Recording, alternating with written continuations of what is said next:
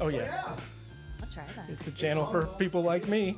Nice. Oh, Is yeah. it just instrumentals? It is instrumentals, but it is literally I looked up what's the best music to listen to for ADD, ADHD, me. And it said, listen to soundtracks of video games. And I was like, what?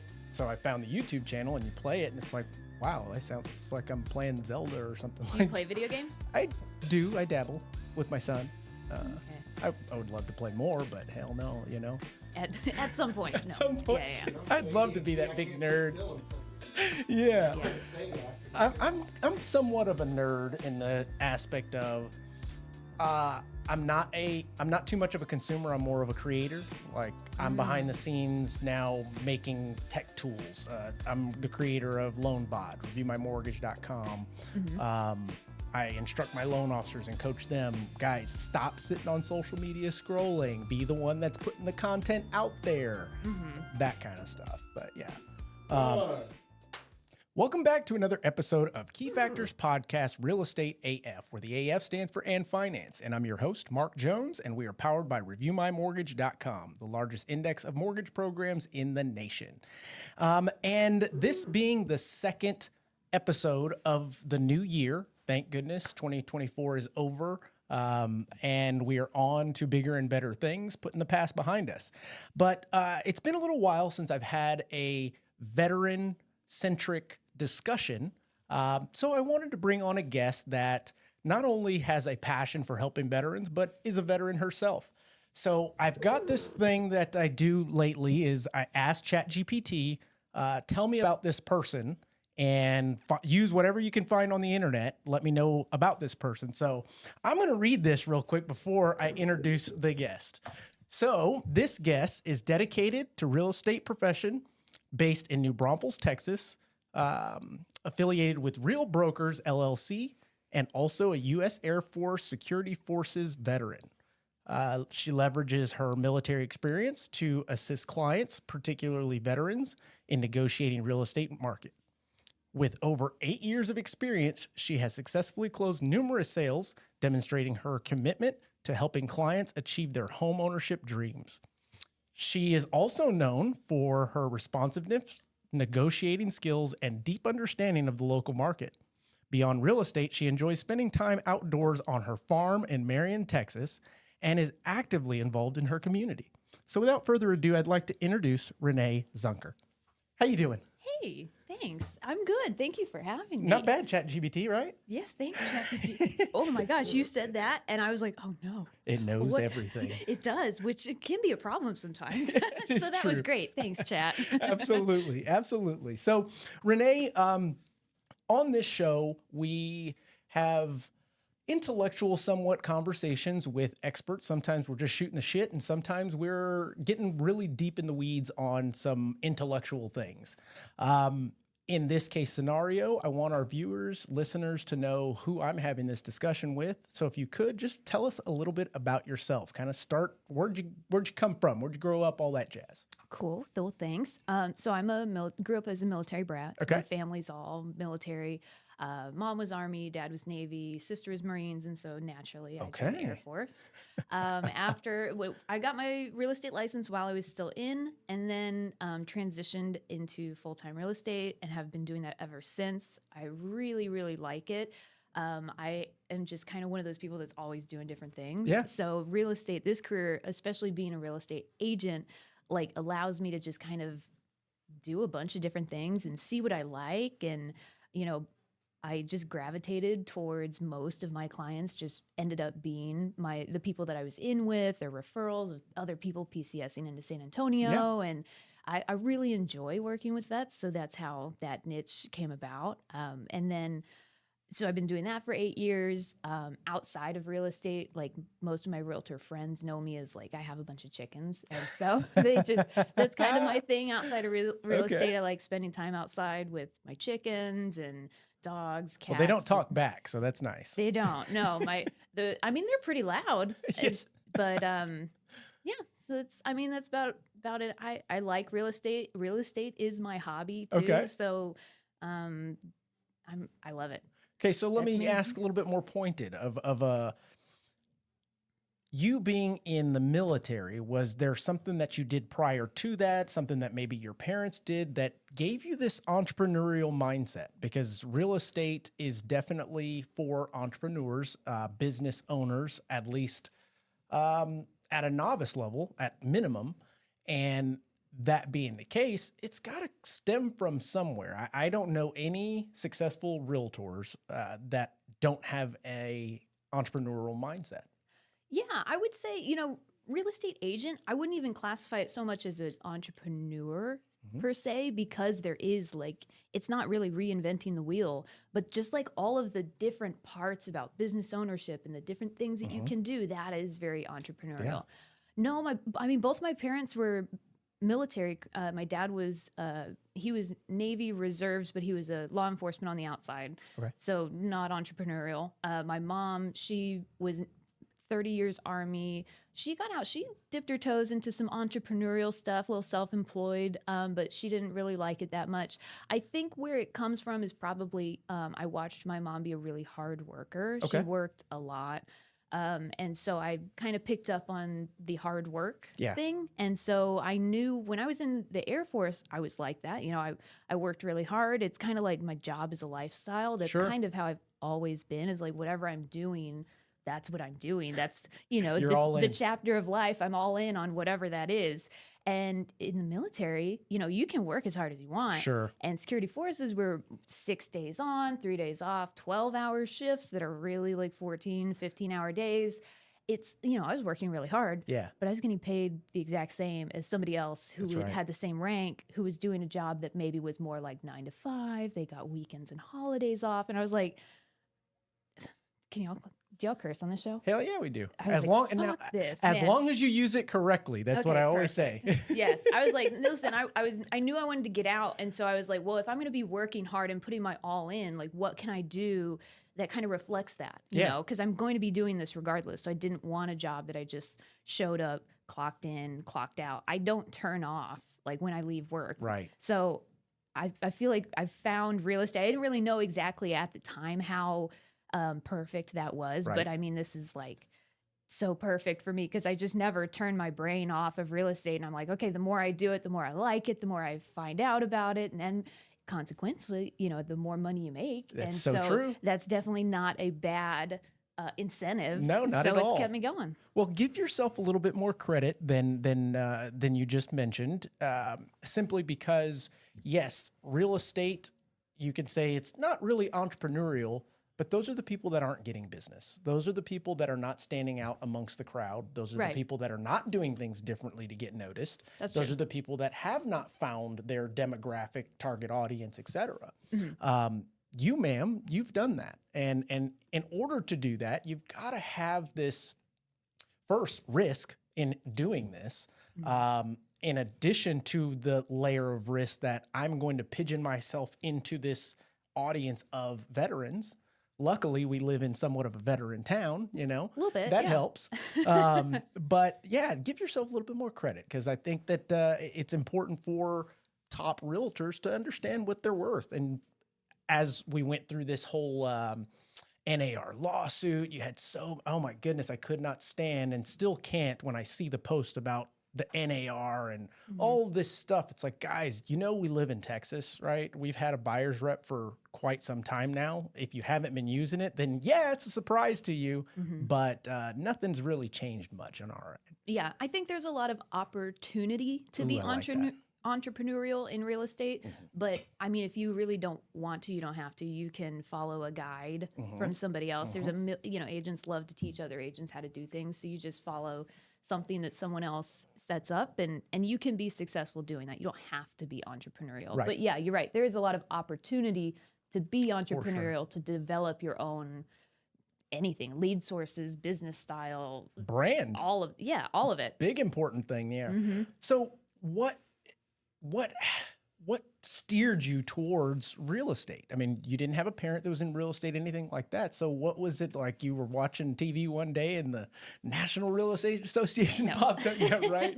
No, I was on my second deployment. I was in Afghanistan and I knew I was getting out. I was going to get out at the end of my enlistment. I had met my husband. We were just dating at the time. Okay. But I knew that I was not going to re-enlist. So I was kind of in this venture to find what I wanted to do. I didn't Right. know what I wanted to do when I grew up and get Yeah. out of the military.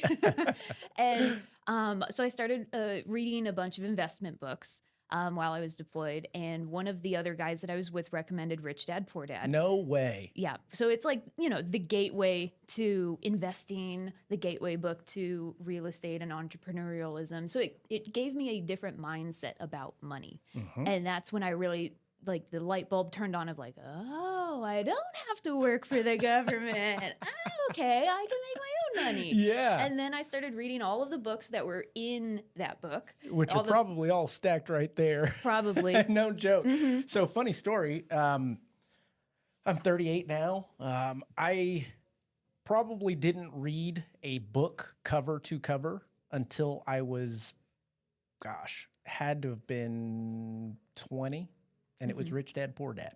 I Oh, could that's a not good put it. one. I couldn't put it down. Yeah, and that's you a good one mentioned to that, do. and it was like, holy cow! That changed my mindset on a lot of things that I was somewhat doing, but didn't really understand the whole concept of it, and it put it way into perspective for me. So Yeah. at that time was when I decided, okay, I'm going real estate somehow, some way. Yeah, exactly. Yeah. And so, I mean, that book is a great book to like pick up if you kind of don't know Correct. much about money, or you kind of are like, you're interested in it, or interested in like just not being stuck in that rat race of I go to work, I clock in, I get my paycheck, and I spend my entire paycheck on all these bills, and then now I have to go to work again. right. Like, if you want to get out of that, Rich Dad Poor Dad is a fantastic book to just kind of open that lane of Yeah. possibilities. And so I read that book. I read all the books that were being recommended, all Yeah. of these books, and they all talked about real estate. And so, like, nobody ever wakes up when they're younger and they're like, I want to be a real estate agent. Like, nobody does that. But I was like, okay, well, I could get my license and figure stuff out. And so in the beginning, I was like, I'll just do commercial. I don't want to deal with families. I just want to like do business and make money. And I got my license. And then I think I just started going to these classes. I was like, oh no, like residential is fun. It's cool. Like I Yeah. just started learning more about it because I bought a home with my VA loan when I was in the military, but I was like oblivious to the process. I Right. wasn't paying attention or anything. And I actually did when I was thinking about becoming a real estate agent. I reached out to my agent and I was like, hey, I'm thinking about becoming an agent. He's like, nah, you don't want to do that. Really? Yeah. What the and hell was that about? I don't know. Like looking back on it though, like knowing what I know now I can recognize that like he wasn't a career agent. He wasn't That's in what it I was because going he to loved ask. it. Yeah. Yes. Is he still in the business? That don't know, I says haven't- that says enough. Yeah, I don't know him. That says I mean, enough. I could look him up. I think the last time I looked him up, I didn't find much about him. He's not active on social media, which Right. doesn't equal not active in real estate, but I couldn't find anything. I mean, on him, it so. equals you're not going to get business from there. Then that's fine. You know what I there's mean? a lot of people that, he got me from a referral. Mhm. So maybe that's his entire business, which is fine. You know, to each their own. To each their own. I don't know what he's doing now. It was a second career for him. He retired from the military and then got out, Gotcha. and he just, it was okay. I'm assuming it was I okay. wonder if for I know him. You're not talking about Andy Smith, are you? That's a very similar name, but not him. Okay. No. He's a good dude. Yeah. Still in the game. Okay. Yeah.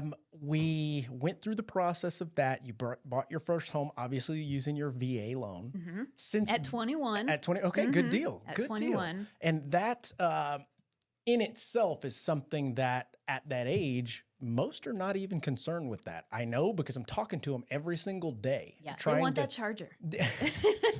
Can I or afford the the charger? or the Tesla Oh, or the now this the or that. Tesla. It's like, Yeah. goodness gracious, kids, do you not get it? You can't live in No, those they don't. cars. And But it's- then you find on YouTube that they are living in their cars. Like, babe, come look at this. They just built this new thing and I want one. Yeah. No, they're doing van life. Yeah. Yes. I did actually just sell one of my clients I closed like last week. He's been living in his van on Lackland. Holy And, cow. Yeah. He was like, oh, it's just time for a house. I'm like, okay, well, you got a place? He's like, yeah, I'm living in my van on Lackland. I'm like, okay, whatever. He's not like a young kid or anything. He's No. actually, this was his third home. So he's like, he's got it. Okay, I haven't had the opportunity to talk about this at all with anyone. What are your thoughts on this wave of, movement. I don't know what you want to call it, but there are a lot of Gen Zers that are 100% living out, like buying a Sprinter van or buying an old school van, rehabbing it, and living in their home and live as a home. That's great. I think it's great. I think it is like in the name of freedom. Sure. That's fantastic. Yeah. You're not in a lease. You're not paying somebody else's mortgage. You don't have this big house that you don't need or you want. If that is your lifestyle and you're a van life and every couple of months you get an Airbnb to relax in, but you live in your van. Like me and my husband, we've talked about doing van life and just like Airbnb-ing our property and doing van life to travel and rent. I think it's great. Yeah. Is it the best investment? Probably not, but life isn't just about making smart investments. I like that. Yeah. If you live in a van and your needs are met and you can pack up and go to Colorado for the week and then come back and like your life is super free and not disrupted by it, I think that's fantastic. I love that. It's a cool concept. It really is. Do you guys have any kids? No. Okay. That's probably why you just said that. Yes.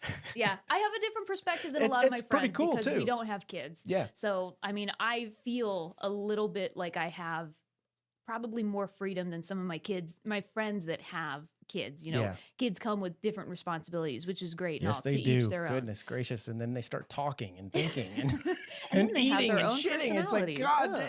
dang. No, you're exactly right. You're Just exactly kidding. right. No, that's great. But I mean, yeah, I think I see the freedom aspect of Yeah. van life, and I'm like, that's cool. I think that's really cool. Wow. It's kind of a reverse because when we go on vacation, at a certain point, whether it's day 4, 5, 6, 7, we're like, okay, we're ready to be home. We get to go home to our house. For them, it's like I don't know. I'm ready to be home. Let me Yeah. go back to the van. Anyway, Do you mind if I ask, Not did at you all. grow up in like a neighborhood where you did. were you a lifer in like one area? Yep. Yep. I actually grew up right down the street, right across the street here in Parkwood. Oh, Yeah. right. Up until the point it wasn't until I went to college. I left to college. My parents bought land, built a home over here in Cross Mountain.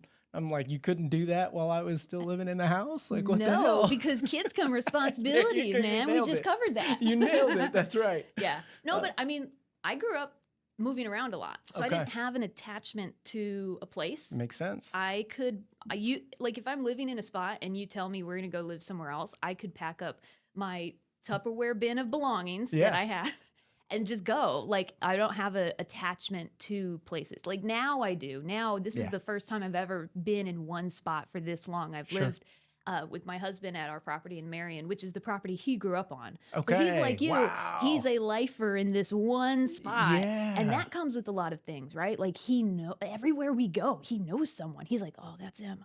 I went to kindergarten with them. I'm like, are you going to go say hi? He's like, no, I'm not going to say hi. Wow. He's also an introvert, which we both are. So I'm like, yeah, let's not say hi. But yeah, like we'll see someone everywhere we go that he's known for 25, 30 years. And I'm like, what is that like? I couldn't name the first 3 streets of the 3 homes that Wow. I can't even say I grew up in a home. I bounced around all different places. So it's like one place like van life here, 2 weeks, van life there. Now, let me month. ask you, I think you mentioned your dad was in the military? Everyone. Everybody, Yeah. right? So did they at the time understand or have the opportunity to leverage the VA loan that you got to see at that point in time? Yes. So my mom bought her first home with the VA loan. I was maybe like 8. So I saw that and I was like, a kid, but presently conscious to, oh, mom just bought this home. But I think something that was really unique about the way that I grew up is that like these were all just normal things. So watching my single mom buy a home by herself with a VA loan while she's got 2 young kids. Yeah. That was really cool to see, but I didn't appreciate it at the time. Sure. And then we moved down here to San Antonio. Okay. And went up into Shirts and she bought another home. And then she moved down to Corpus, bought another home. And then she sold those homes and then I helped her buy a home. There's And then she kicked you out. yeah. Oh no, I left as soon as I could, went to college, went to the Air Force. I was still around here. So I was stationed at Lackland. So I'm, my mom's still here and Yeah. I'm watching all of these things happen. And so by the time I'm a real estate agent, I've watched her use her VA loan, 3 or 4 times. Yeah. And I I don't really know the difference. She's also the one that she encouraged me to buy my home when I was 21. You know, I got back from my first deployment. I had a couple dollars in my pocket. That's all you need. Yep, apparently it is.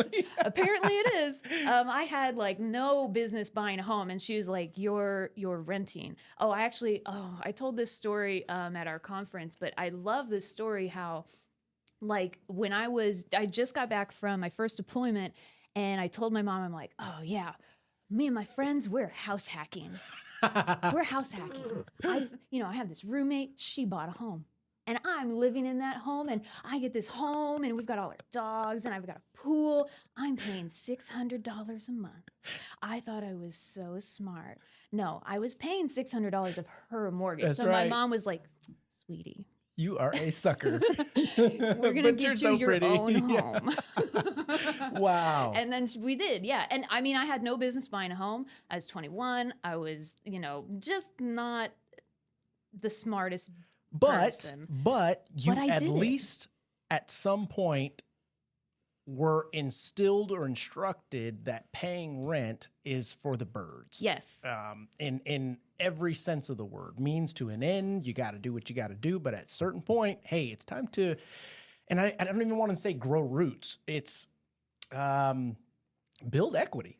Yeah. I mean, super simple. Yeah, You know? I didn't really understand the concept of that. But once my mom was like, "No, you buy your own home," I was like, "Okay, I bought my own home." And then I immediately brought in my own roommate, and she started paying half of my Boom. mortgage for me. And then when I deployed the second time, I was dating my husband at the time. We Yeah. were just dating. And I was like, "Hey, listen." I'm going to charge you rent too. Well, no, he had his own home in Marion. So I Okay. told him, I was like, "Listen, if I get back from this deployment and you ask me to move in with you, and this home sat vacant for all this time, I'm going to be pissed." Yeah. So that was my really romantic way of saying, "I'm going to move in with you Yes. when we get back." She's got a silver tongue, ladies and Yes. gentlemen. I knew what I wanted. And so when I left, I rented that home. And so that home was rented, took care of it. I lived in it for like a year, and then it was rented as a rental for the next 5 or 6 years. And then when me and my husband were getting ready to build our own home, I sold that home. A Okay. tenant had paid down all this equity in it, and I Yes. pocketed like 50 grand from it. Absolutely. And I'm like, I don't know I think I was like 28 or 29 at the time. I'm like, I don't know a bunch of my friends that have 50 grand to their name, and they're able to now buy their dream home or build their dream home, also using a VA loan. And, there's just not a lot of 30-year-olds that can say that they've done that. And that never would have happened if I didn't buy that first home. That's fact. That is Wait, you say you're 30? I'm more than 30 now. I built my Okay, dream okay. home when I It's was like, 30. Whoa, okay. Yeah. Like, you go, girl. All right. Okay, so I'd like to dig into some of the veteran aspects of not only the loan side, but them buying and how you've helped them, etc.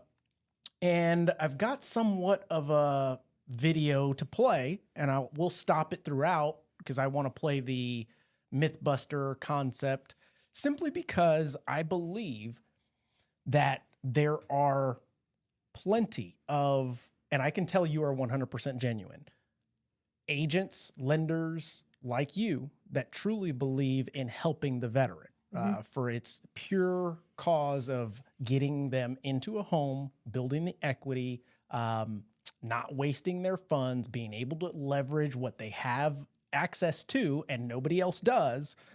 And then there are lenders, realtors that, let's call it fake the funk. They use that as a predatory way to attract customers simply by educating because they know guidelines or what have you, and are just doing it because it is a spigot of business that 100%, if you do it the right way, the veterans will be attracted, if that makes sense. Yeah, it's a definite lane. It's a path. Yep. And it's not a protected class. So No. you can market specifically to Yes. those guys as hard as you want. That's And it's right. not discriminating. But yeah, That's exactly watch the right. So video. JC, if you could throw the reference up, and shout out to all of the subscribers that continue to watch this boring mortgage real estate podcast. We're at 17,600 and growing, you guys. So we really appreciate it. I think I was looking this morning and I was watching the video I'm about to play. I clicked on the lady's channel and scrolled to the bottom, and it went like 170,000 total views. And I went, oh, wow, that's a lot. I checked mine because I had never done that. And we're actually at like 750,000 views. Nice. So I'm like, okay, cool. So people are watching this. But this video here, and I'm going to turn this around. I'll stop it throughout to just kind of talk about it. But here we go. Are you a veteran or no one who might be missing out on some incredible real estate benefits? Whether you're looking for your first home or ready to downsize, these lesser-known veteran benefits are here to make owning a home easier and more affordable. Today, we're talking about the top 10 real estate benefits that most veterans don't even know they have access to. Let's jump in and unlock some savings. First up, one of the most well-known but underutilized benefits, VA loans. Now, I've met a lot of hardworking veterans who think this is too good to be true. But trust me, with a VA loan, qualified veterans don't have to worry about a down payment. Zero, zip, not a down payment. I'm gonna pause it right there, because that, in essence, already right out the gates is a misconception, in my opinion. Simply because, is it possible? Absolutely. Is it guaranteed? Not at all. Meaning 2020, you try and throw a VA offer out there and the appraisal comes back low. Well, now your veteran is putting money down.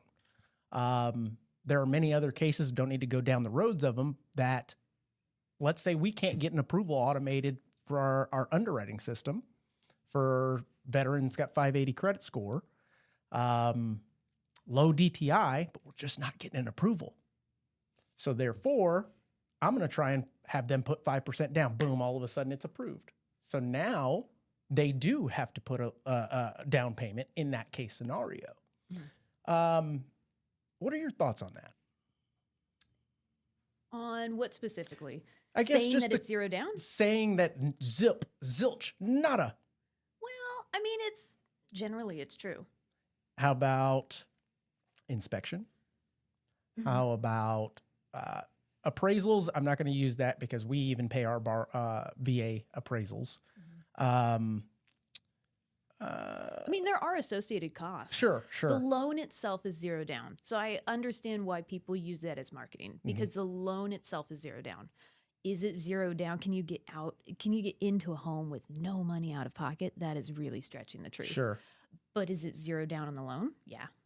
So I don't have a problem with it. Unless it's the veteran that's using bonus entitlement that now has to put 25% of the difference over their entitled amount. Yeah, those people probably aren't watching the For first-time sure. home Yeah, buyer good VA point. Good video. point. So the generally someone who knows absolutely nothing about using their VA loan, if they're qualified, in most cases, it's going to be zero down. Right. So, I mean, So in this I don't see a problem with it. aspect, This video was obviously created by AI, which is fascinating to me. it's not. It's this lady talking about. I went to the channel and She put everything. this, I would put $50. This entire video think is so? AI generated. Yes.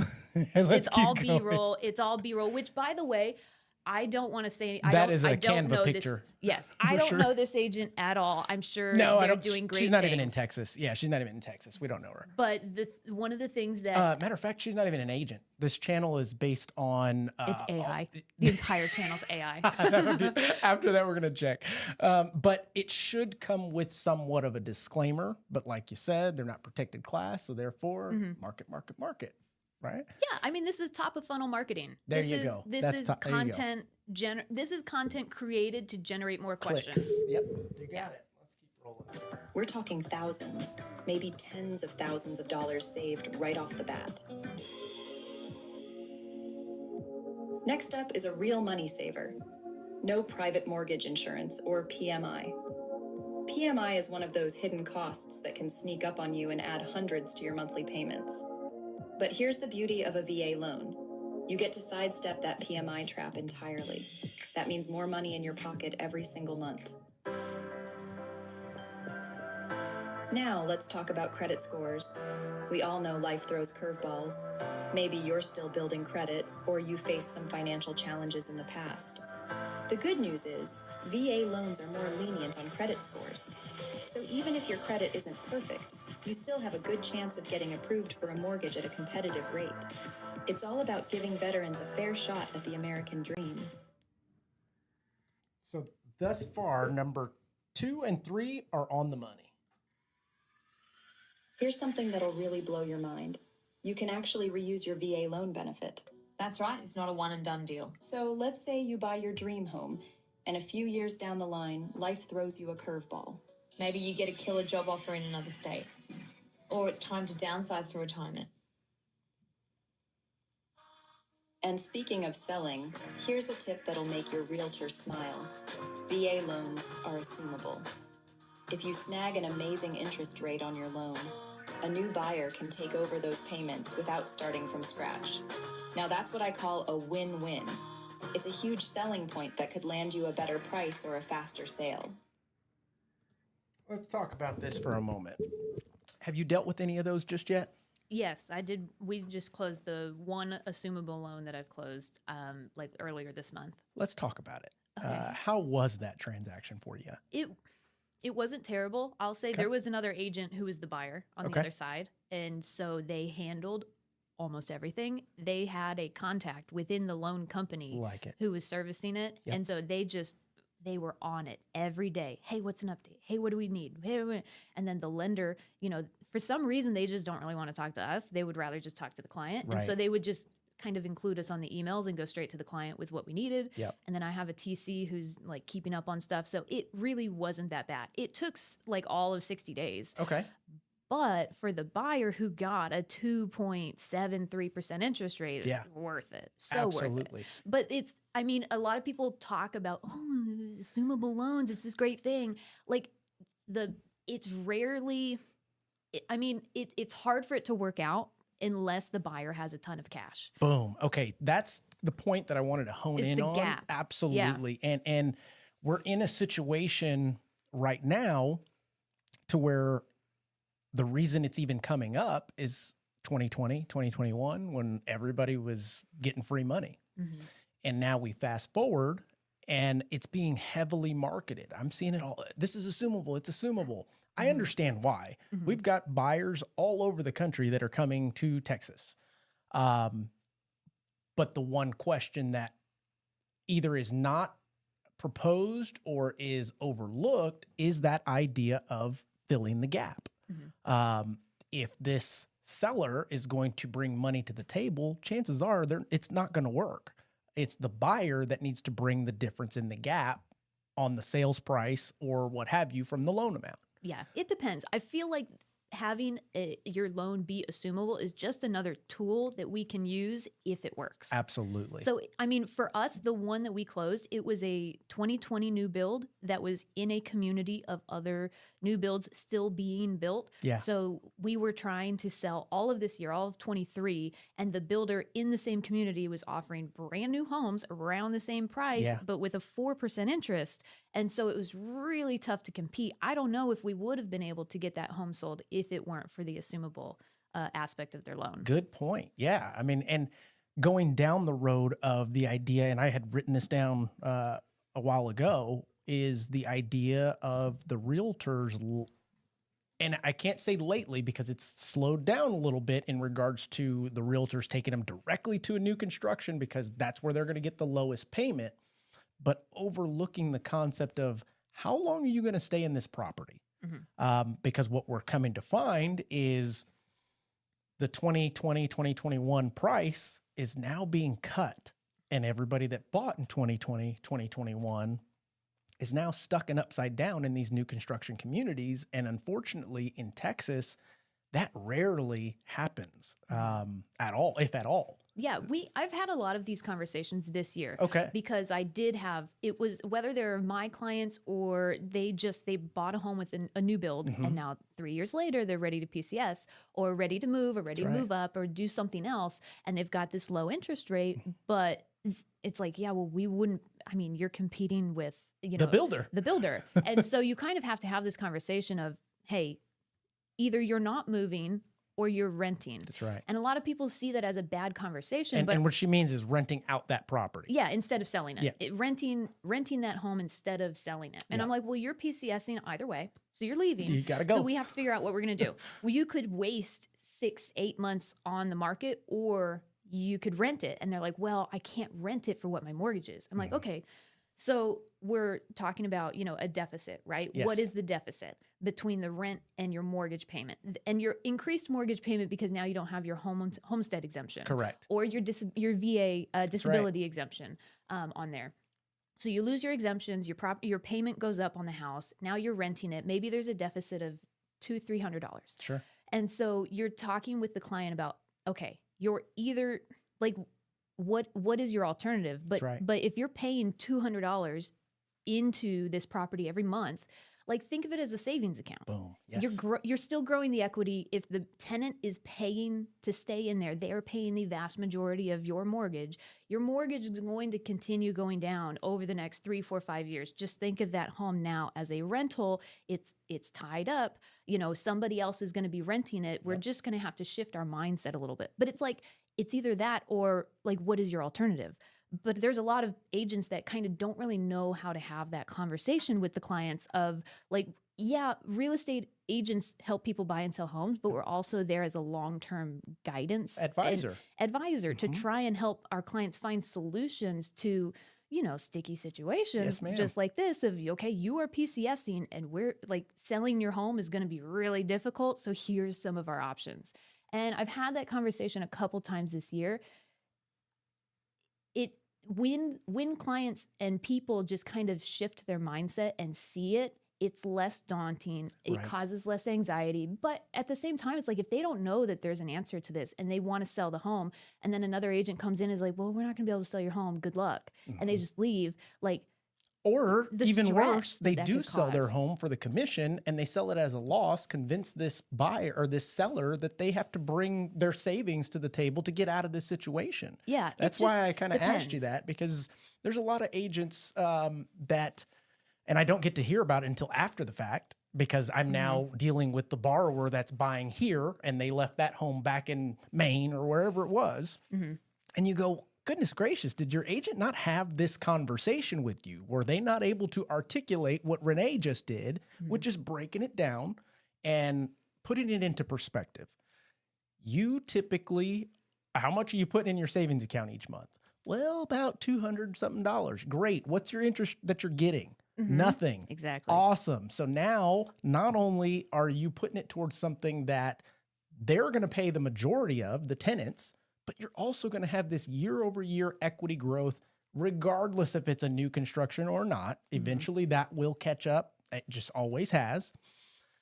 But a lot of folks are not having those conversations. So I'm glad that I asked that question and you knocked it out of the park. Well, I think that just kind of shows the times that we're in. Yeah. If agents got into the business in 19, 20, 21, like those were wild times. And it was, I don't want to say easier because I didn't find those years easy No, at all. I think it was tough because there was so much business. It was more volume. That's right. It was the volume aspect that got a lot of people excited. Yes, ma'am. And then once that volume trickled down, a lot of people were kind of standing around and like, oh, this is not what I have experienced the last couple of years. And they don't really know what to do in a market that, oh, well, what do you mean? I put it up for sale and it's not sold. What do you mean we don't have 10 offers?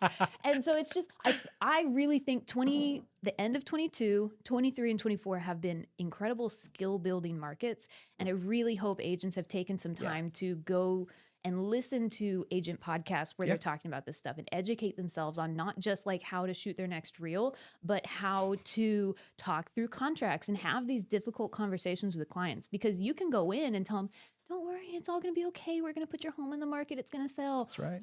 That's not always what they need to hear. Sometimes they need to hear, listen, guys, y'all made a bad investment. I'm sorry I wasn't there to guide you. Maybe it was with another agent, or maybe they just bought it by themselves, Sure. right? A lot of people go in, buy a brand new Absolutely. home from new home construction guys, and those guys are not licensed. Nope. They do not have to advise not your you on fiduciary. anything. Yep. They're not there for you. They are there to get the home sold for the builder. And they can't have these conversations. Most of them do not understand the dynamics of real estate, how the market turns, like all the different nuances of what's going on. It took me a long time to get here to know that. So agents, there's thousands of agents in San Antonio. Some of them are great. Some of them just don't have the experience to have those conversations yet. I like that. And I like that you're giving them grace. We've talked about it before in here on on previous discussions, but the idea of the 2019, 2020, 21 agent never really had an opportunity to establish the basics, what we learned, a contract, how to read a contract, where it goes where, how to have those discussions with a buyer or a seller, how to turn away a transaction if the seller or buyer is not realistic. Great way to put that. Yeah. There's still plenty of agents that are going, yep, I'll list it for 500 and it's worth 4. And they will learn a lot. I like, listen, I've been there. Yeah. I have taken listings that were never going to sell. Yeah. And you learn so much. That's right. But like big asterisk, but a good, bad, double-edged sword of this industry is that the barrier to entry is so low that sometimes people just haven't learned that yet. Yeah. And so you have real estate agents that haven't learned that and can't speak from experience on these deals that have kicked their teeth in. Yeah. You know, sometimes I think that's just kind of like the nature of real estate is sometimes you just have to learn the hard way, but then you get 10, 15, 20-year agents that have learned the hard way for the last 20 years. And then you talk to them and you're like, wow, you know so much. It's like, yeah, because I learned the hard way on a lot of things. Yes. So we can actually skip the rest of this because we're having some good dialogue here. And what you just talked about actually leads into a cool transition of Gaelier. Did I say that right? Learning through Gaelier? Failure? You put on the form Gaelier. I looked it I'm up in also ChatGPT. a little dyslexic, so I can't spell for I shit. can't so it spell doesn't, my name. Oh so my gosh. Okay. I So can't funny spell. story. Failure. Yeah. So funny story. I threw that in ChatGPT. I'm like, maybe she made up a cool ass word. Part of my branding. And literally Misspelling. it says that Gaelier seems to be a combination of gain and failure at the same time. So this individual was creating a new word, not in the dictionary, called Gaelier. I'm using that. Freaking, I'm not even joking. That's ChatGPT. I was like, what is Gaelier? I have questions for chat. Shit you not. Listen, like it's ahead of its time, And if that's possible. That's learning cool. through failure. I'm taking that. Learning through failure. Gaining through failure. I'm using it. Like you gave me this. This is the only thing I So write you down didn't today. intend that to be the thing? Nope. How cool. Okay. That's Nope. legit. I thought that was glamorously failing. Either one. That too. Sparkles. That's Or awesome. glamorously gain by failing. Yeah. Yes. So let's talk about that because we're already leading into that concept and what the premise of this transition, this next topic is being able to go through many situations, many scenarios. I always say there's nobody that's failed more than me because I fail every day, but I don't stop. I learn from them. We've got good days, growing days, and some days you just want to go, God. But regardless, you don't stop. And simple scenario is property flipping. You can go to college and pay $40,000 a semester to get this college degree, or you can try and flip a house. And let's say you lose 40 grand. Okay, great. How much did you learn? Yeah. Next question, are you going to do it again? Yeah. Does that make sense? Yes. Yeah. We've started using this phrase when you waste a lot of money, but you learn something. It's not a waste of money. It's tuition. Love it. Absolutely. That's right. That's exactly right. So, I mean, yeah, I went to college 4 years, almost 5 years, didn't graduate, got in an argument with my law professor and said, I'm out. I can do this entrepreneur thing. And all of the kids around me, I say kids, we're all now adults. I can't say they were as successful because everybody has their own version of what success is, but are still trying to find employment or jumping from job to job or trying to figure out what they want to be when they grow up concept. Yeah. Meanwhile, you've got plenty of people out there that learn through failure. Yeah. What, I mean, is something wrong with us?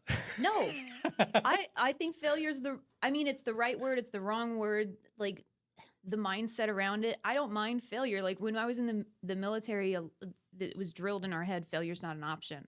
I'm like, okay, we can't fail. And so it's like, well, how do you look at failure? Like if failure's not an option, what happens when you fuck up at like, did you fail? Right. No, not until you quit. Boom. Did you fail? So like you're talking to a 3-time college dropout. Yeah. Listen, Okay. I know a thing or two about failing forward. Yes.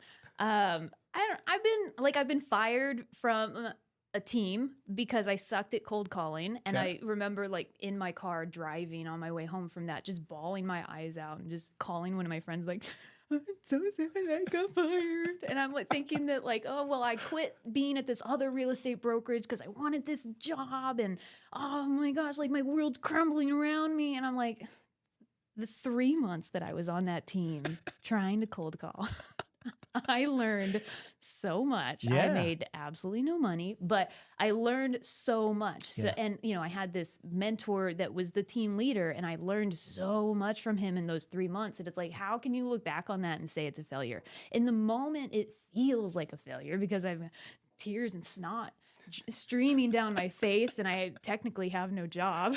Was it here in San Antonio? Yeah. Was it Levi? No. Okay. No, it was a guy at a Keller Williams team, Okay, and okay. he's now at Real with us. That's awesome. So, He's but on my downline. He's actually not. Oh, I wish he dang. was. That's funny. But it's just as like I could look at so many different times in not just my real estate career, but my Sure. whole life is like, well, something didn't go your way, but that's because you were supposed to be doing this other thing, or you had to learn something the hard way. Yeah. The best way that I learn is through failure. Like, and that's just because I'm stubborn and hard-headed and I don't listen. Like I can be told it 10 times, but I'm like, oh, I'm still going to touch the hot stove. Absolutely. It seems like fun. Yeah. I talk about a story of my mom would tell me, well, it happened one time. Don't touch my curling iron. It's hot. I'm like, Of course I'm going to touch it then. I put my tongue on it. Like, just in case it is hot. Fuck. Won't do that again. Yeah. Kind of like the finger in the light socket. You got to do it. You got to do it. But You there are gotta do plenty it. of people out there that, whether it's fear or their alter ego that's telling them not to, their lack of better judgment. I don't know. Lack of experience. It's over analyzing. And there's like my husband's the yin to my yang. He will think about things and My he will wife, think it through. And I have the great ideas and he's the one to go, Renee, maybe we should think about like X, Y, and Z. And I'm He like, pokes the "Nah." holes. He pokes the holes. Yes, which is infuriating, but Necessary. necessary. Yeah. Very necessary. Thank you, Tyler. Like, Shout out it's- T-Money. Shout out to my T-Money. Yes, he keeps me grounded. But I mean, you kind of have to have that, Yeah. right? Like real estate agents, to be a good real estate agent or entrepreneur, you have to have like this risk tolerance. Your risk tolerance, you have to be risky. Like risk it for Absolutely. the biscuits, and I like biscuits. Yes. So like go out there and risk it. Don't like really put your family in danger of like losing your house Of or anything. course, Like yeah. set yourself up to be able to take those risks. Yeah. Because like if you're not going to take risks, okay, like go get a job, go get a government job. You don't have to risk it. Just show up to work. That's right. Kind of all the time, and you'll get paid. But with this industry, I feel like the more risk tolerance you have, the more opportunity you're creating for yourself. Like some things are just going to go wrong. Absolutely. That's fine. It's Yeah. going to happen. But true. some things are going to stick. The more things that go wrong, the more chance you have that something's going to go right. And it's not going to go right if you're just sitting on the couch going, well, I'm really scared that it's going to go not the way that I want it to. And it's like, whatever. And it figure will it out. pass you by. Yeah, someone else will do it. That's right. And then you'll be sitting on the couch scrolling Instagram and be like, I wish I did that. Consuming. Yep, consuming the content, not doing it. And I mean, to each their own. Some people are just going to be like that. They don't have the risk tolerance. That's fine. Yeah. Some of us are wild and kind of dumb and, just want to go out there and try it and touch the curling iron. That's right. And now we got a story about touching a curling iron. Absolutely. and there are plenty of folks out there that are less risk tolerant. We're seeing it a lot more in the younger generation. I don't want to generalize, but it's god awful true. And it is difficult to go through the same failures as you get older than it is when you're younger, if that makes sense. Would you agree? I Oh, Well, for example, you are able to take more risks not having children. I'd agree. Me, less. I can't do what I did when I did what I did. Why? Because I've got other things that are now watching, responsibilities, etc. I would challenge you on that. Okay, You can still do the same things. You just have to prepare yourself differently. I don't disagree with that. That's actually a good point. Yes, You have more Yet- to consider when you're preparing for it. for sure. But Which with, is with kind the of lack part of- of experience and failure, how do you know what to consider if you've never been through this new venture journey, et cetera? So you're hoping that Tyler pokes some holes in this thing for us, but yet, You just do damn. your best. Absolutely. Do your best. I Cross like your that. fingers. Try and look at it and see what are the contingencies that could go wrong. I agree. Yeah. It's like closing a deal. It's like getting under contract on a house. Like anything could happen. Yeah. All we can control is what we can control. All we can prepare is what we can prepare for. What we foresee might happen. Let's prepare a little bit, and then whatever happens, like just figure it out. I don't I know. like that. I like that. I really do. JC, how are we doing on time? 56 minutes and 30 seconds. Okay, I've got one more topic, and then we can free for all or we can end it. But this last topic, is somewhat about today's market. We went through 2020, 2021. Excuse my language, but balls to the wall. Go, go, go. There wasn't enough time in the day to be able to do the amount of business that I'm sure you got to partake in as well. Fast forward to today, and we're still running and gunning, but doing it differently than most, because most are going, where are you getting your business from? How, I mean, should I get out of the business? I don't know. Whereas you've built a successful career in doing this, a business around it. When you were at one point, you were an individual agent on your own. What was it like going through managing yourself, and how were you able to like stay away from the burnouts, or were you not? I was not. I hit burnout real hard and fast in 2021. I really hit a wall of burnout. Yeah. And this is something that, 24 was an amazing year for me for so many reasons, not having anything to do with the transaction amount.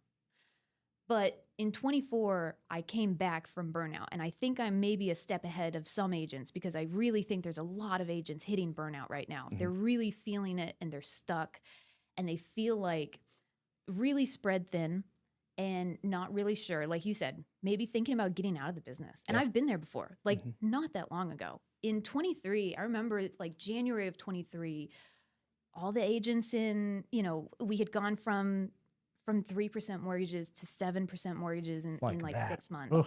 All the agents that I was around in like my online spaces, my Facebook groups, and the people that I'm seeing are all, oh, nobody's ever going to buy a home again. I'm getting out of the business. I haven't, I'm never going to close a deal again. And I was spiraling. Literally, there were multiple days where I couldn't get out of bed because I was so distraught at the thought that, oh no, now I have to work harder. Right. Like I've been working so hard. And Right. what led up to the burnout is probably a little bit different than other agents, is that it was in my personal life. We had custom built our dream home on the property that my husband and I had grown up on, and it didn't go well. We had so many issues, and just there's a lot of stuff in my personal life that really threw a wrench in a lot of our plans. Sure. And then, so I really just tried to bury myself in work. And so that happened in 21, I start getting real burnt out. And then 22, it was starting to get really hard, even with low rates. It was still really hard because most of my clients were buyers. And I was like, oh my gosh, how am I going to get, like a lot of my VA clients were having such a hard time getting under contract on anything. And like, it was just, shit was tough. Yeah. Right. And so in 23, I felt like I worked 3 times as hard for a third of the pay, a third of the profit, a third of the transactions. Yeah. Like in 23, I closed 17 homes. Yeah. That's shit numbers for a realtor who, like, I retired my husband in 21. I'm the sole income for Yeah. our household. And so that was, and I was working so hard, and I was like, what is happening? I can't work any harder Yeah. than I'm already doing. And I'm not I'm not going upward in Growth. growth. Yeah. I thought that was the plan. I was going to get better. And then, all these forces and that were outside. I appreciate you continuing this because I'm sure there's tons of others that are going through Burnout. or absolutely continue, please. Yeah. I mean, and I just felt so like spread thin, fried. I had such brain fog. Like I was so stuck in this spiral that I could not figure out how to get out of it. I looked at other jobs. Like I thought about quitting real estate altogether Right. because I was having such a hard time. Yeah. And I talked with a mentor, and I kind of told him all this stuff, and he's like, no. Like, well, one, Tyler, love Tyler. He's never going to let me get out of real estate, right? He's working with me now, but he sees how much I really like it. I'm good at it. Like, this is a lifestyle. And Yeah. he's like he was the one coming up and saying like, listen, we got to pick you up. You're not getting out of real estate. It's okay. But at the same time, he's like probably watching. Was like, what is going on? Like, Yeah. there's only so much He that can somebody understand. else Yeah. that he can understand and help Absolutely. with, right? And so this was, to me, it was hitting rock bottom. Like, obviously, looking at my life, it's not rock bottom. No, but in Things- that moment, in that that is moment- all that matters. in that moment, I felt like it was my rock bottom. It was, I'll do anything to turn this around. Yeah. And so I went back to therapy in at the beginning of 23. And I tell people they should go to therapy. Like, you don't have to be stuck in therapy for a decade. Right. You can go episodically. And so, Or start a podcast. or It's start a lot podcast cheaper. and talk to yourself and your friends. But if you have a good friend that Yeah. can give you pointed, real advice, it's, to me, I felt like I didn't want to rely on my friends. It's not their job to tell me the truth. So I Right. found someone who it was their job to tell me the truth. Yeah. And she opened my eyes to, hey, she told me, she showed me in my life where some of my own destructive behaviors were holding me back. And I had to look at myself and be like, okay, I'm the problem. Which is obviously, people say, sometimes you are the problem, obviously. But she was really good at pointing out hey, do you think this behavior might not be serving you well? Right. And I was like, oh, wow. And for me, it was quitting. Yeah. I would It was self-sabotage. Yes, I would self-sabotage by starting something, and it would get hard, and it would not be quite as fun as when I Sure, started it. sure. And then I'd go, oh, well, I'll just start this other thing. Yes. And at the time, I had just helped launch the military division. And I Awesome. told my therapist, I was like, I can't fuck this up. Yeah. I'm not going to quit this. If there's anything that I'm not going to quit, it's this. Yeah. And if I had started something like that in my name for myself, I probably would have quit when it got hard. But it got really hard, and I was like, I'm not going to let myself quit. I have to figure this out.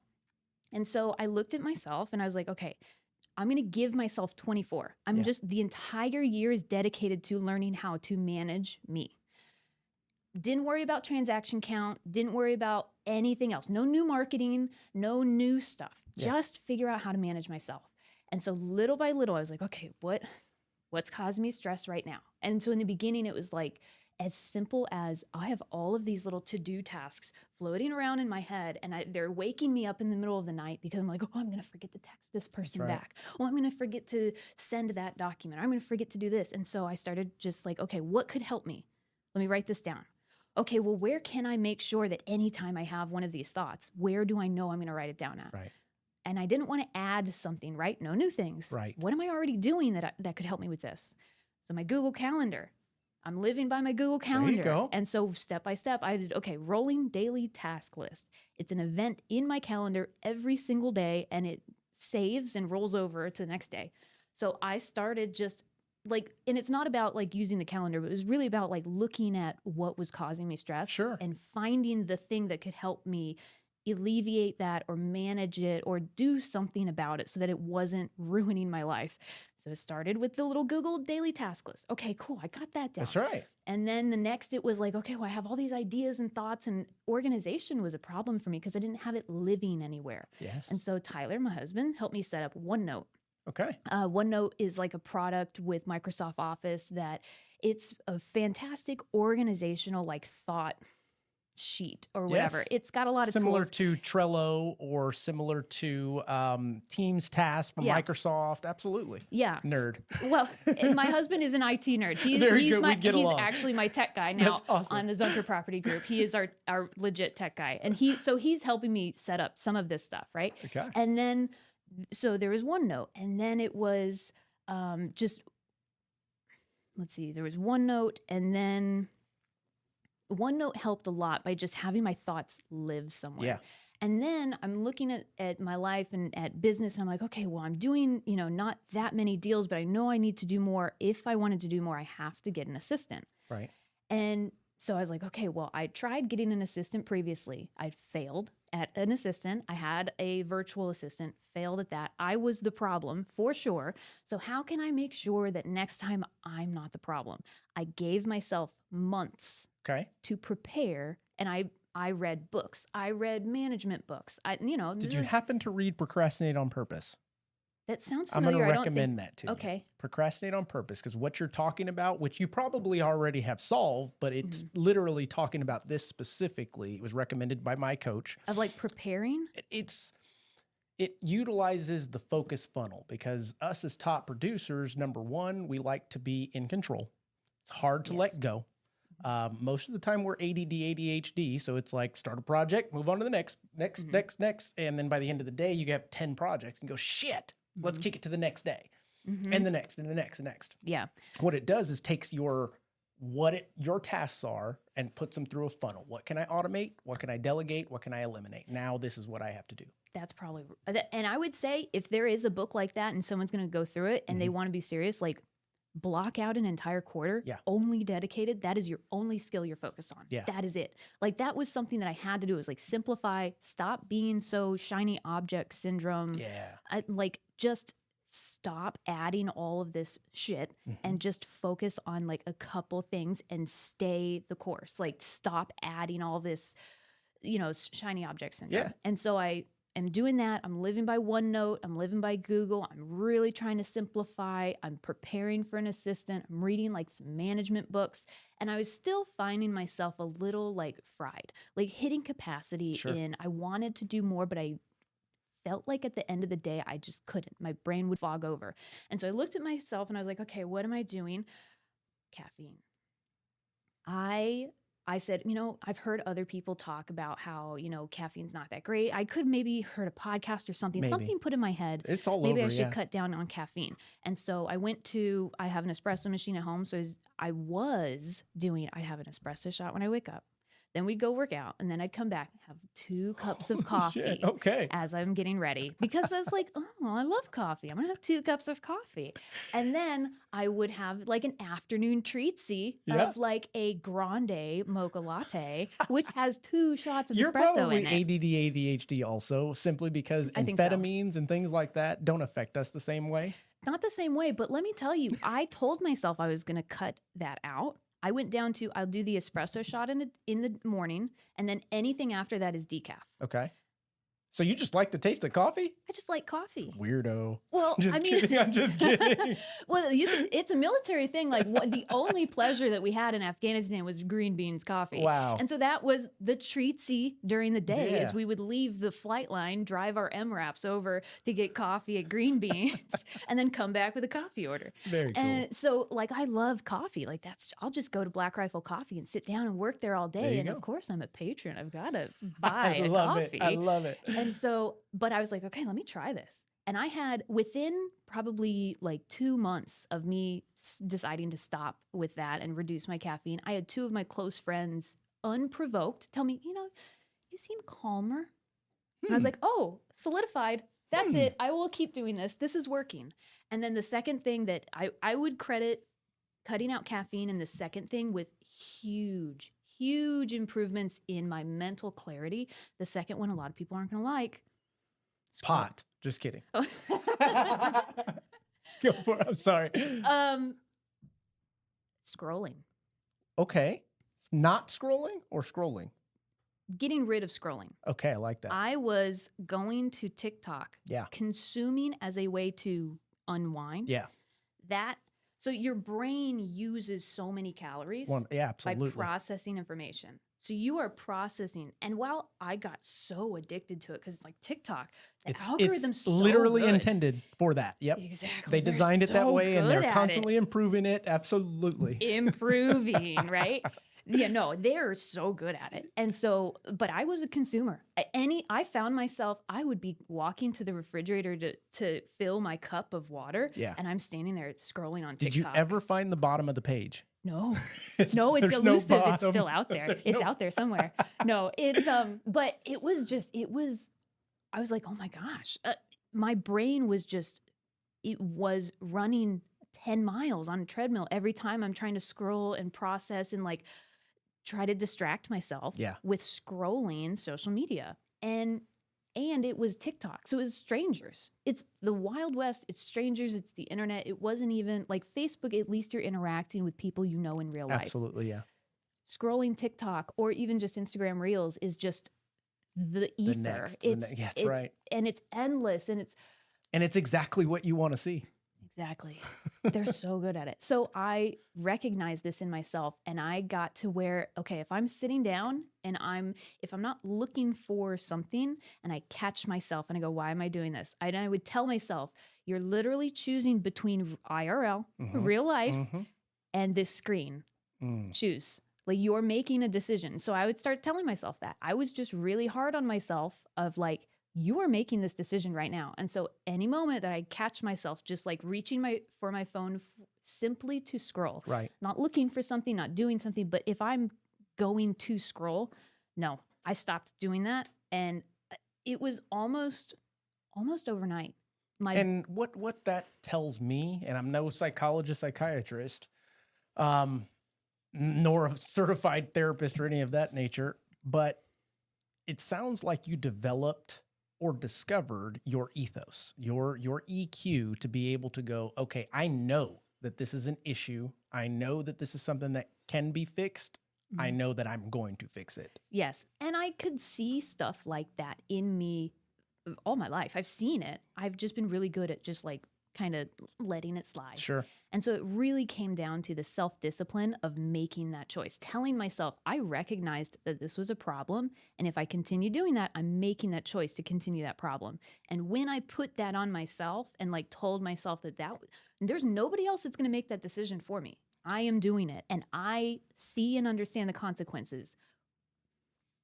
Now what? Now what? That's right. Exactly. I like so you that. get a choice. Everything you do, it's self-discipline and it's a choice. And so once you see anything like that in your life, in your relationships, in anything like that, and you continue doing it, now you're the problem. That's right. But you're also the solution. You're the Ooh. only person that holds the solution to that. That's right. Taste the soup. There's no spoon. Aha. Aha.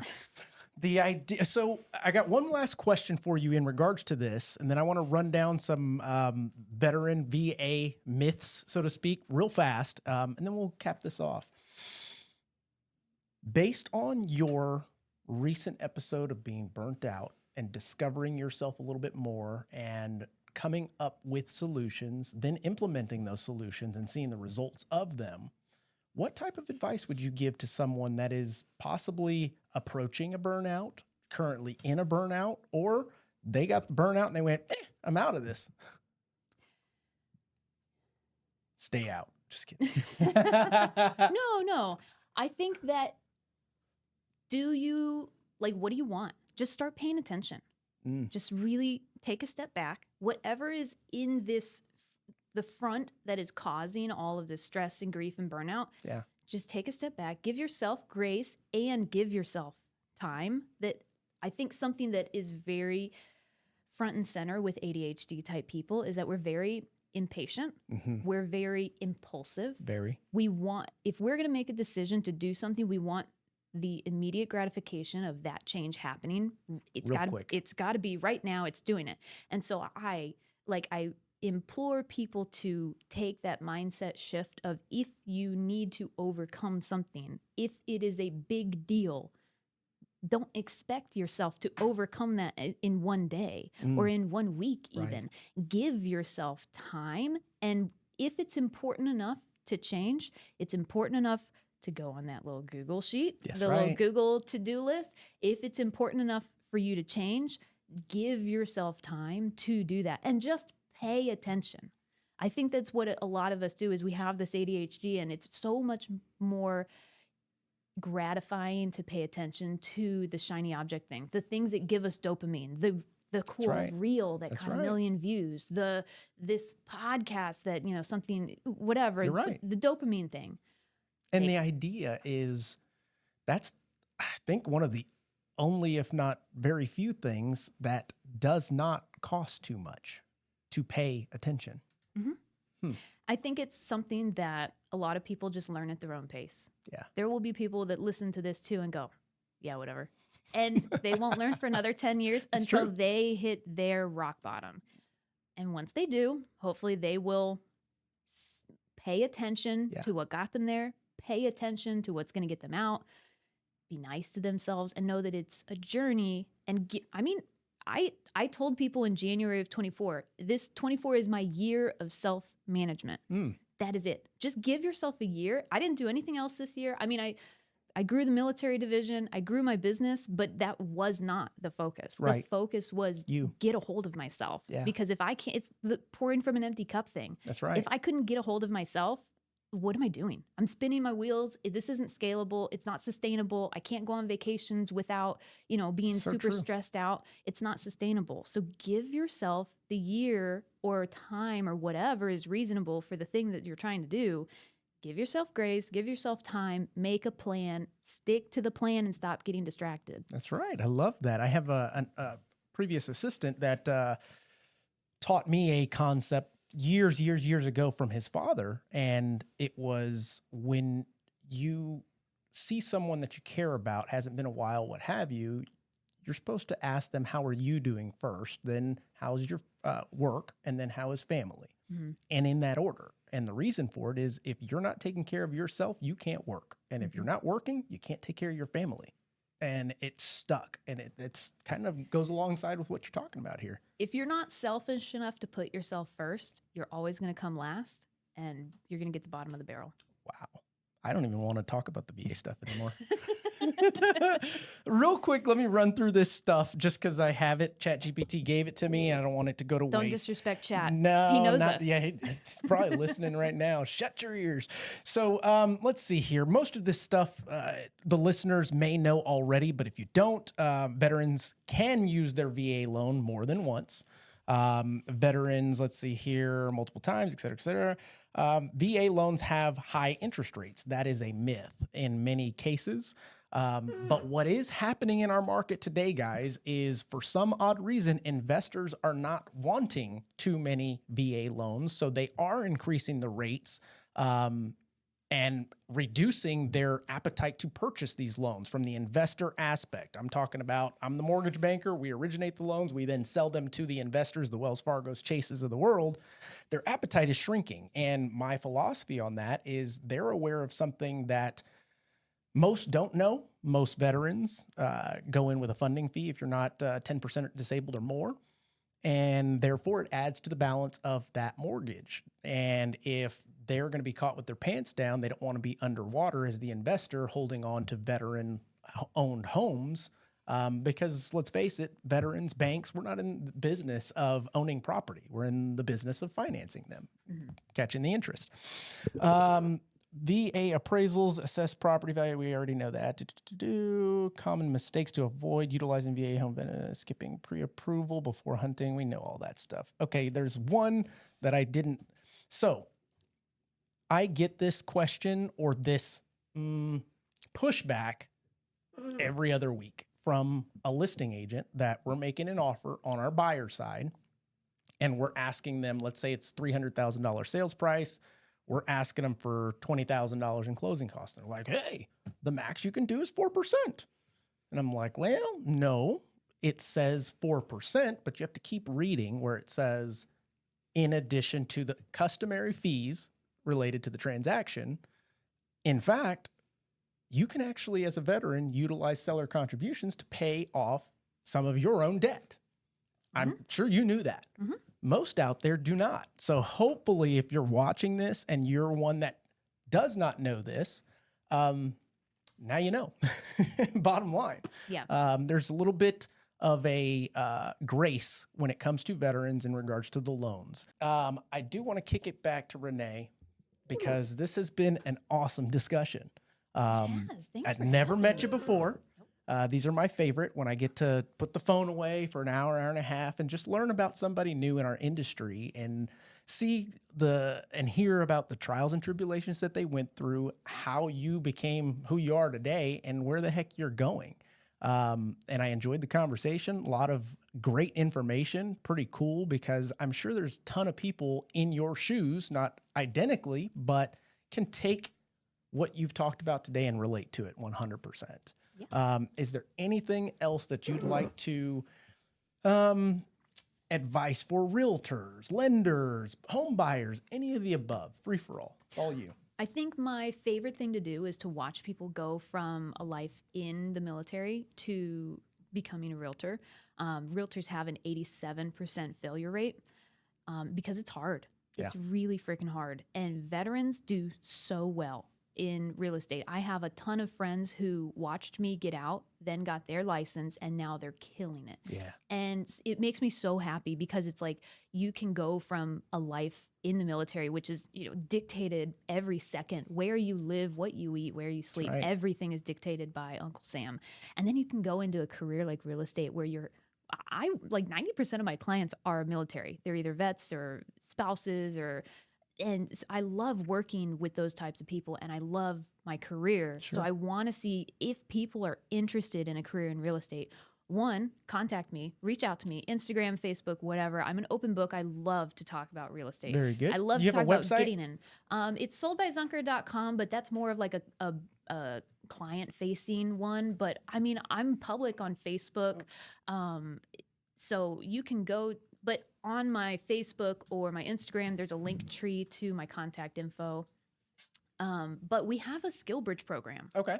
for military members. So if someone's within the last year of their service contract and they're thinking about becoming a realtor, reach out to us. We've got a skill bridge program. That's For awesome. those that don't know, it's you can serve a 6-month internship while you're still getting paid and benefits of the military. The last 6 months of your contract, you can come be a realtor with us. And we have a training program for it. We can connect you whether you're here in San Antonio or all over the country. We have almost 1,000 agents in the military division all over the country, and we have a whole program set up to bring people from active duty to actively producing, and like just How reach out cool. to I me. mean, we talk about it quite often on many discussions here.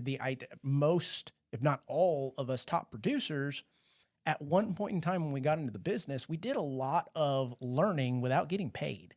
And the idea of this new generation of realtors, number one, they didn't get the opportunity to build their basics. And two, the idea of working for free is like, what are you talking about? Like, I'm going to go put this on a lockbox. How much are you paying me? Whoa. Yeah. You know what I mean? Yeah. And that's pretty cool that you guys have developed that. That's awesome. Yeah, because the difference between like trying to figure it out on your own versus having a mentor holding your hand and then going, no, don't do that. Yeah. Like, do it this way, or here's how I'm doing it. Like, just having a mentor that is invested in you doing well Yes. makes a huge difference. And I'll use this especially someone that's Yeah. been there. I'll use this reference since it's military-ish conversation. The mentor is there to help you not step on the same landmines that they blew their leg off concept. Yeah, Right? It's the concept of reaching your hand back down the ladder. Yes. There's not a lot of cultures in real estate that are like that because Agree. the incentives aren't there. Correct. I feel like it's been a long time since I was in a different office, but I've spent time at other brokerages. I was at Remax, Keller Williams, EXP. I've been at other brokerages. Right. And just the ability to have a mentor, like finding the people that you want to be around Yeah. and people that do business the same as you, whether that's door knocking, open houses, social media, or you like to cold call, or you're an investor, or you do commercial, like finding a group of people that are willing to mentor you makes a huge difference in how many times you have to fail before That's you're learning. awesome. Okay. Yeah, no, I think that's brilliant that you guys established that, and I hope it continues to grow like that. That's good stuff. I love hearing about people actually doing stuff to improve what others have opportunities to do in their lives, and not just talking about it. There's a lot of people that are just talking about it. That being said, this has been an incredible conversation. You mentioned that your husband is somewhat nerdy IT. So Yes. I'm going to create you a free loan bot, Please. customized for you, and you guys can play around with it, use it with your customers, all that jazz, no cost for it. right. Hopefully you like it. Ladies, gentlemen out there, I hope that you guys got something from this conversation. I definitely did. I want to thank you for continuing to subscribe, viewing, sharing. And if you did get something out of this, or if you know someone that could get something out of it, maybe it's a buyer, a realtor down and out on their situation, maybe they've hit that burnout period, share it with them. You never know who could use this information. But I want to thank Renee again for joining me for this. Thanks Really for appreciate having it. me. Yes, ma'am. This is great. You crushed it. And those of you out there, really appreciate it. We will catch you on the next one.